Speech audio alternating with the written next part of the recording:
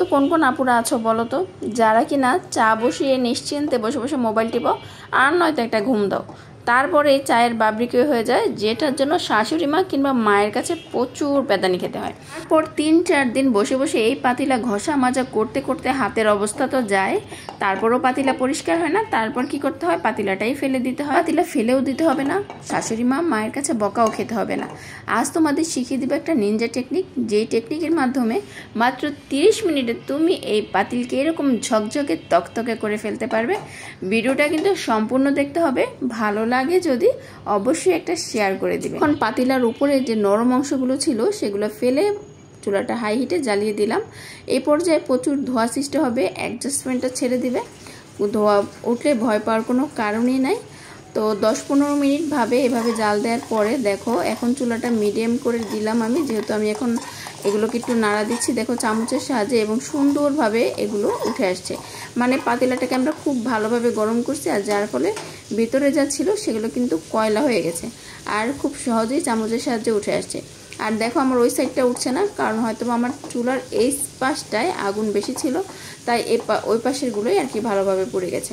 তো আমি পাতিলাটাকে ঘুরিয়ে দিয়ে আবারও 10-15 মিনিট জাল করে নিচ্ছি, মানে গরম করে নিচ্ছি। আর দেখো কি পরিমাণে ছাই হয়েছে। তাই 10 মিনিট পরে আমি আবার দেখলাম, দেখো এই যে এই পাশেরগুলো কিন্তু সুন্দরভাবে উঠে যাচ্ছে।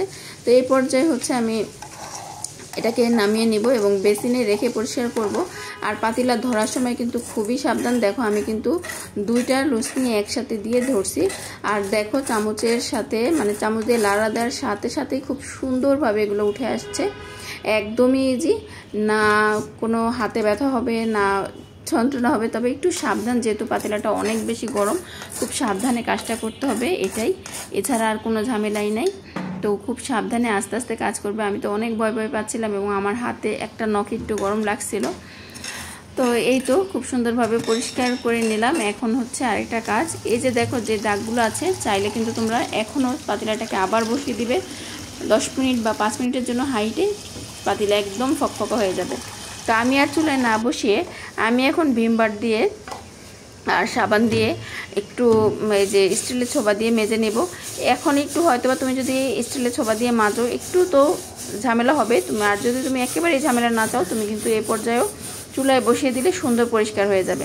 তো এই তো আমি 2-3 মিনিট মাজার পরে এগুলো একদম নরম হয়ে আছে, খুব সুন্দরভাবে পরিষ্কার হয়ে গেছে। তো এই তো আমি এখন তোমাদেরকে পাতিলাটা ধুয়ে দেখাচ্ছি যে কীরকম ছিল আর আগের লুক কেমন ছিল, দেখতেই পেয়েছিলে। সবচেয়ে বড় কথা, পাতিলাটা ইউজ করতে পারছি, একদম নতুনের মতো হয়ে গেছে। দেখো নিচের যে ময়লা বা সাইডে যে হলুদ ছিল আগের রান্না করার ফলে, সেগুলোও কিন্তু চলে গেছে।